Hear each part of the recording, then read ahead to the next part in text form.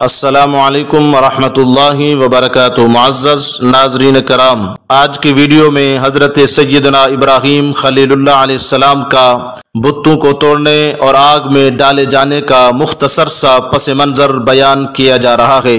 تو سنیے، ایک مرتبہ حضرت سیدنا ابراہیم خلیل اللہ علیہ السلام کی قوم کے تمام افراد اپنے سالانہ عید کے میلے میں گئے، کیونکہ وہ سال میں ایک دن صحرائے میں نکل جاتے، لہو و لعب کھیل کود میں مصروف ہو جاتے تھے۔ اس دن کو عید کے طور پر منایا کرتے تھے۔ جب وہ چلے گئے تو ان کے بت خانے خالی ہو گئے، صرف وہاں بت ہی تھے۔ تو موقع غنیمت سمجھتے ہوئے حضرت سیدنا ابراہیم علیہ السلام ان کے چلے جانے کے بعد کلاڑا اٹھا کر ان کے بت خانے چلے گئے، اور وہاں جھوٹے اور کذاب بت معبودوں کو دیکھ کر توحید الہی کے جذبے سے جلال میں آ گئے، اور ایک بڑے بت کے سوا سارے کے سارے بتوں کو توڑ پھوڑ ڈالا ہے۔ کسی کا بازو توڑ ڈالا، تو کسی کی ناک، تو کسی کا کان، تو کسی کی ٹانگ توڑنے کے بعد پھر آپ نے کلہاڑا بڑے بت کے کندھے پر رکھ دیا۔ جب قوم واپس آئی اور بت خانے کا حال بے حال دیکھا تو حضرت سیدنا ابراہیم علیہ السلام سے اس بارے میں پوچھا کہ یہ سب آپ نے کیا ہے؟ آپ نے فرمایا، کلہاڑا اس بڑے بت کے کندھے پر ہے، اس سے پوچھو یہ کس نے کیا ہے، شاید اسی نے ہی ان تمام کا یہ حال کیا ہو کہ اس سے یہ برداشت ہی نہ ہوا ہو جو تم لوگ ان کے سامنے چھوٹے بتوں کی پوجا کرتے ہو۔ اس بڑے بت کو چھوڑ کر آخر تم لوگ اپنے ان ٹوٹے پھوٹے خداؤں ہی سے کیوں نہیں پوچھتے کہ کس نے تمہیں توڑا ہے؟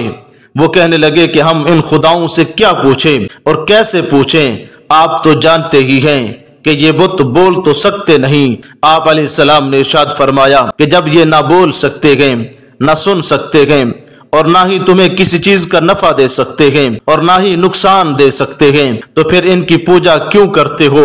اور میں بھی تمہیں یہی سمجھانا چاہتا ہوں کہ جب یہ اپنی ہی حفاظت نہیں کر سکتے اور اپنے آپ کو نہ یہ نفع دے سکتے ہیں اور نہ نقصان دے سکتے ہیں، تو تمہیں کیا نفع نقصان دیں گے؟ اس حق گوئی پر وہ لوگ بھڑک اٹھے اور آپ علیہ السلام کو آگ میں جلانے کا منصوبہ بنا لیا۔ آپ علیہ السلام کو قید میں رکھ کر پورے 1 مہینے تک لکڑیاں جمع کرتے رہے۔ پھر اتنی بڑی آگ جلائی گئی کہ اوپر سے کوئی پرندہ بھی نہیں گزر سکتا تھا۔ پھر حضرت سیدنا ابراہیم خلیل اللہ علیہ السلام کو رسیوں میں جکڑ کر منجنیق کے ذریعے آگ میں پھینکا گیا۔ جیسے ہی آپ علیہ السلام آگ میں پہنچے تو اللہ تعالیٰ نے آگ کو ٹھنڈی اور سلامتی والی ہونے کا حکم فرمایا۔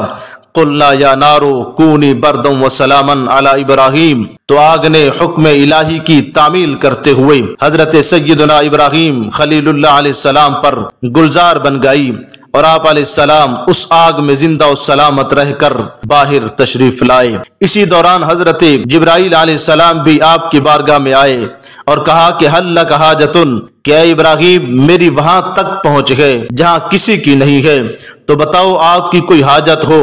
آپ نے فرمایا کہ حاجت تو ہے، مگر تیرے پاس میری کوئی حاجت نہیں ہے، حسبی اللہ، میرے لیے میرا رب ہی کافی ہے۔ جبریل کہنے لگے، اگر میرے پاس آپ کی کوئی حاجت نہیں تو اپنے رب کی ہی بارگاہ میں سوال کرو کہ وہ تمہاری حاجت و ضرورت کو پورا کر دے۔